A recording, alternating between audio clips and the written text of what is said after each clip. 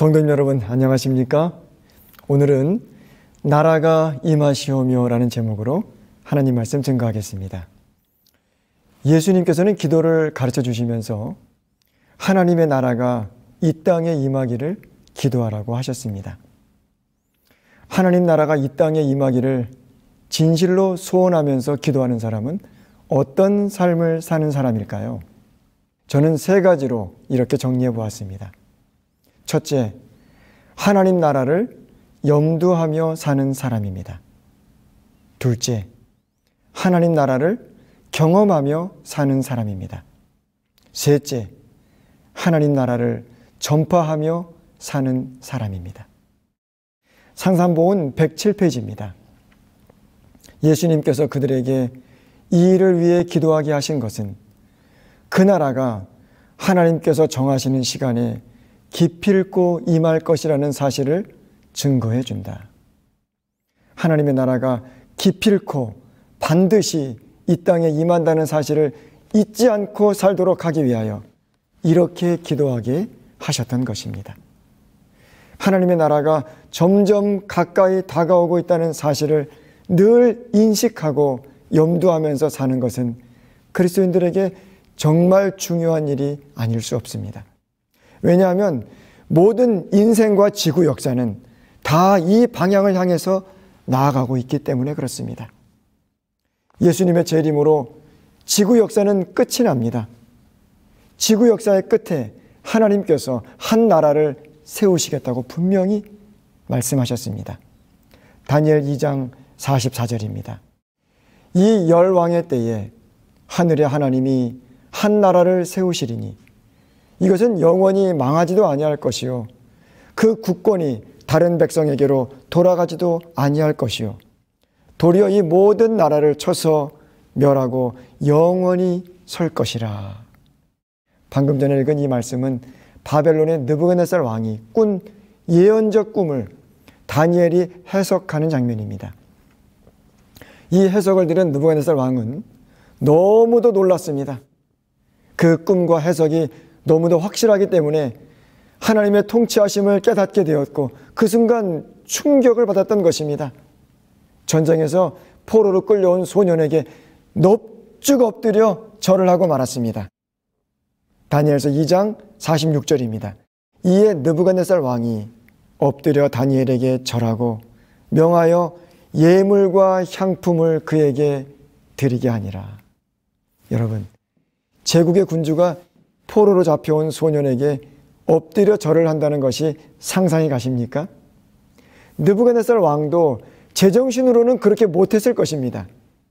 너무 놀라고 당황스러워서 자신의 위치와 체면도 까맣게 잊어버릴 정도로 큰 충격을 받은 것이죠. 사랑하는 성도님 여러분, 지구 역사의 끝에 예수님께서 기다리고 계십니다. 느부갓네살 왕에게 충격을 주었던 이 사실은 오늘날 우리들에게도 충격적 실체가 아닐 수 없습니다.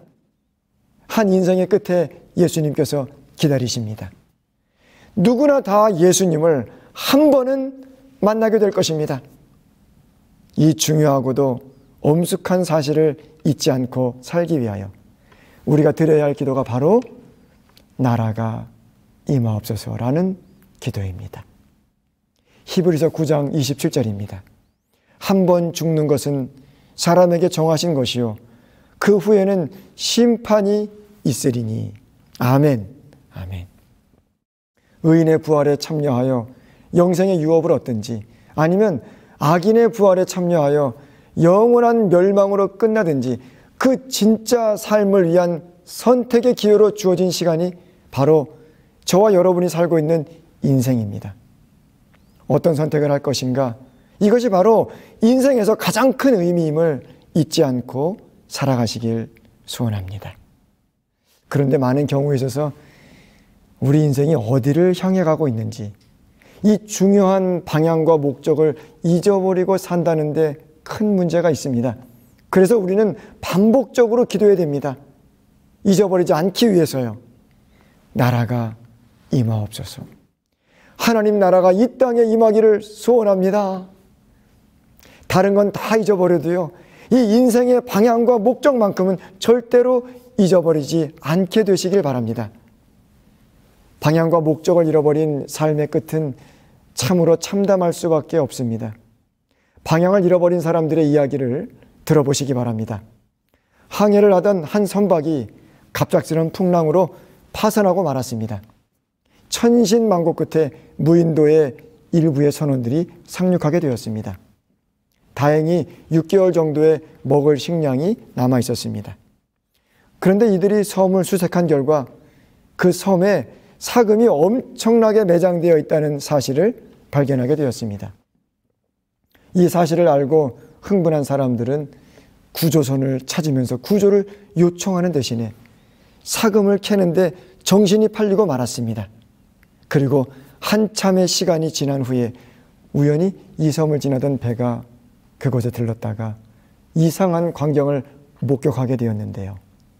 사람들은 온데간데 없고 해골들만 여기저기 나뒹굴고 있었다는 것이죠. 그 해골들 옆에는 한결같이 사금들이 무더기로 쌓여 있었다는 것입니다. 사금을 파는데 정신이 팔려서 무엇이 가장 중요한 일인지를 까맣게 잊어버린 것입니다. 지금 금을 캐는 게 문제가 아니고요. 구조를 요청하고 노력하는 일이 가장 중요함에도 불구하고 그것을 잊어버린 것입니다. 삶의 목적과 방향을 잊어버리고 사는 사람들이 이와 같은 것입니다. 우리는 하나님 나라에 들어갈 준비를 하면서 살아야 합니다. 나침반이 항상 남북을 가리키듯이 우리의 삶의 방향은 우리가 지금 어디에 있든지 무슨 일을 하든지 얼마의 시간이 흘렀든지 관계없이 항상 하나님 나라를 향해야 합니다. 이 일이 가장 먼저 해야 할 일임을 예수님께서 분명히 가르쳐 주셨습니다. 마태복음 6장 33절입니다. 그런즉 너희는 먼저 그의 나라와 그의 의를 구하라. 그리하면 이 모든 것을 너희에게 더하시리라. 먼저 무엇부터 하라고 하셨습니까? 그의 나라와 그의 의를 구하는 일을 먼저 하라고 말씀하십니다. 하나님의 나라를 늘 머릿속에 염두하면서 사는 사람이 하나님 나라를 구하는 사람입니다. 두 번째로 하나님 나라를 진실로 구하는 사람은 또 어떤 삶을 사는 사람일까요? 하나님 나라를 경험하며 사는 사람입니다. 하나님의 나라는 크게 두 가지로 나뉘어집니다. 하나는 예수님의 재림으로 우리가 실제로 들어가게 될 영광의 왕국입니다. 그리고 두 번째는 그 영광의 왕국에 들어갈 사람들이 이 땅에서 경험하는 하나님의 나라가 있는데요. 그것을 우리는 은혜의 왕국이라고 부릅니다. 영광의 왕국에 들어가는 사람들은 이 땅에서 반드시 은혜의 왕국에 들어가게 되어 있습니다. 은혜의 왕국에 들어가지 못한 사람이 영광의 왕국에 들어간다는 것은 있을 수 없는 일이죠. 절대로 그런 일은 없습니다. 은혜의 왕국이 어떤 곳인지를 잘 이해시켜주는 찬미가 가사가 있습니다. 631장 3절의 내용입니다. 내 비록 산과 들이나 혹 초막 속에 거해도 내 주를 모신 곳이면 그곳이 천국 되도다. 다른 교단에서는 같은 가사 내용을 이렇게 번역했습니다. 높은 산이 거친 들이 초막이나 궁궐이나 내 주 예수 모신 곳이 그 어디나 하늘나라. 그렇습니다. 은혜의 왕국이란 미국에 살건 한국에 살건 작은 집이건 큰 집이건 사장이건 종업원이건 관계없이 어떤 환경에도 구애받지 않고 마음속에서 이루어지는 천국입니다. 어느 누구도 빼앗을 수 없는 평화와 소망을 간직한 마음의 천국입니다. 은혜의 왕국에 들어간 사람만이 영광의 왕국에 들어가게 됨을 잊지 않게 되시길 바랍니다. 은혜의 왕국의 실제를 보여주는 단편적인 예가 다니엘서에 기록되어 있습니다. 다니엘서 3장에 보시면 풀무불 사건이 나옵니다. 우상에게 무릎 꿇지 않은 다니엘의 세 친구를 풀무불 속에 집어넣으라고 명령이 내려집니다. 풀무불은 오늘날의 표현으로 하면 용광로를 가리키죠. 그 뜨거운 용광로 속에 사람을 집어넣었습니다. 산채로 뜨거운 용광로 속에 들어갔으니 여러분, 거기야말로 생지옥이 아니겠습니까? 분명히 거기는 생지옥인데 거기서 세 친구들은 평안하게 왔다 갔다 했습니다. 그리고 그들 가운데 하나님의 아들 예수님께서 함께 계셨습니다. 내 비록 산과 들이나 혹 용광로 속에 있어도 내 주를 모신 곳이면 그곳이 천국되도다. 다니엘의 세 친구들의 노래가 아니었겠습니까? 은혜의 왕국에 대하여 산상본 107쪽에는 다음과 같이 기록하고 있습니다. 하나님의 은혜의 왕국은 죄와 반역으로 충만해 있는 마음들이 그분의 사랑의 주권에 날마다 굴복함으로써 지금 건설 중에 있다. 은혜의 왕국은 언제 건설되고 있습니까? 지금 건설 중에 있다고 하는 것입니다. 지금 건설되고 있는 나라입니다. 어떻게 건설됩니까? 죄와 반역으로 충만해 있는 마음들이 그분의 사랑의 주권에 날마다 굴복할 때 건설됩니다. 우리의 마음은요, 저절로 선을 좋아하지 않습니다. 우리의 마음은 저절로 악한 것과 죄와 반역으로 기울어지는 성향이 있습니다. 이 속절없는 마음을 날마다 아침마다 주님께 온전히 내려놓고 하나님의 말씀으로 마음을 채우고 하나님을 생각하고 하나님의 나라와 하나님의 의를 구할 때 비록 육신은 이 땅에서 살지만 마음은 이미 하늘에 가 있는 삶을 살게 되는 것이죠. 이것이 바로 은혜의 왕국에 들어가는 경험입니다. 은혜의 왕국에 들어가기 위하여 하나님과 교제하는 떼어진 시간이 있어야 합니다. 하나님과 깊고 풍성한 교제를 나누는 시간을 만드시고 그 시간을 즐기시고 거룩한 기쁨을 맛보시기를 간절히 바랍니다. 은혜의 왕국이 여러분과 저의 마음속에 언제나 생생하게 살아있길 소원합니다. 마치 중요한 장기의 한 부분인 이 심장처럼 하나님 나라가 여러분의 삶의 중심이 되고 동력이 되고 생명이 되길 진심으로 기원합니다.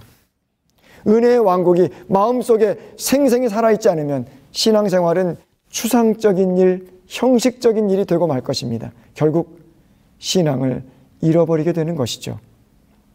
은혜의 왕국의 울타리를 튼튼하게 해야 되겠습니다. 다른 여러 세속적인 일들로 무너지지 않기를 소망합니다.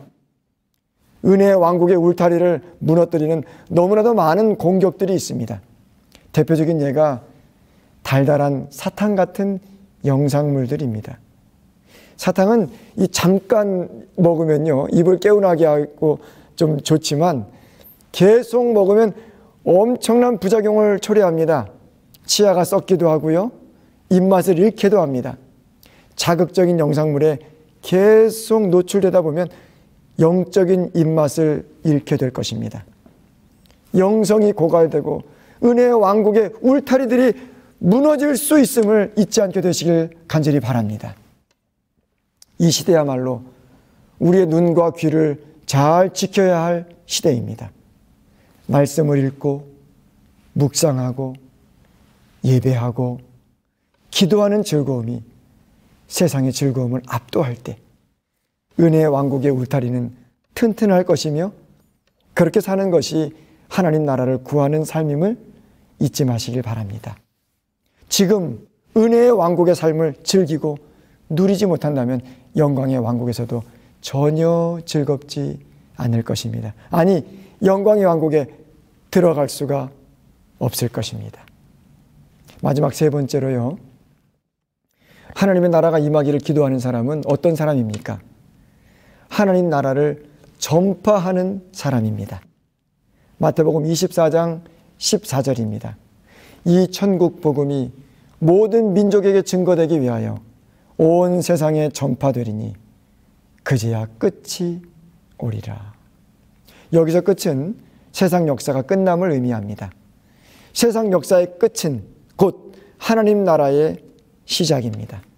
그러므로 하나님 나라가 임하기를 소원하며 기도하는 사람은 세상 역사가 끝남을 알려주고 새 세상이 시작됨을 선포하는 사람들입니다. 하나님 나라를 위하여 자신도 준비하고 다른 사람들도 준비시키는 사명을 갖게 됩니다. 산상보훈 107페이지입니다. 그분의 은혜의 기쁜 소식이 온 세상에 전파되기 전에는 그분의 나라가 임하지 않을 것이다. 그러므로 자신을 하나님께 바치고 다른 사람들을 그분께로 인도할 때 우리는 그분의 나라가 빨리 임하도록 하는 것이다. 아멘. 하나님의 나라가 임하기를 진실하게 기도하는 사람은 아직 구원받지 못한 영혼들에 대한 안타까운 마음을 갖게 될 것입니다. 하나님의 나라가 임할 때 예수님을 선택한 자신에게는 축복의 날이지만 구원받지 못한 영혼들에게는 가장 슬픈 날이 될 것이기 때문입니다. 사랑하는 성도님 여러분, 전도는 단지 교세를 늘리기 위하여 하는 것이 아님을 기억할 필요가 있습니다. 교회를 번영시켜서 큰 교회를 만들기 위한 것도 아닙니다. 사람을 살리기 위하여 하는 것이 바로 전도입니다. 이 땅에서 잠깐 생명을 연장시키는 것도 감동적인 일인데요. 영원한 삶을 결정하는 이 일이야말로 얼마나 중요하고 의미 있는 일입니까? 2011년도에 이 동일본 대지진 때의 사망자는 15,895명, 실종자는 2,539명이었다고 합니다. 그런데 사실은 이보다 훨씬 더 많은 사망자가 발생할 위기에서 자신의 목숨을 희생하면서까지 수많은 사람의 생명을 살린 24살의 한 여인이 있었습니다. 그녀의 이름은 엔도 미키였습니다. 방재청사 공무원이었던 엔도 미키는 주민들이 대피할 수 있도록 목숨을 걸고 안내방송을 했습니다. 당시 높이 10m의 쓰나미가 시속 700km 속도로 밀려오고 있었습니다. 그녀의 다급한 목소리에 주민 절반 이상인 7,000명이 대피해서 목숨을 구했습니다.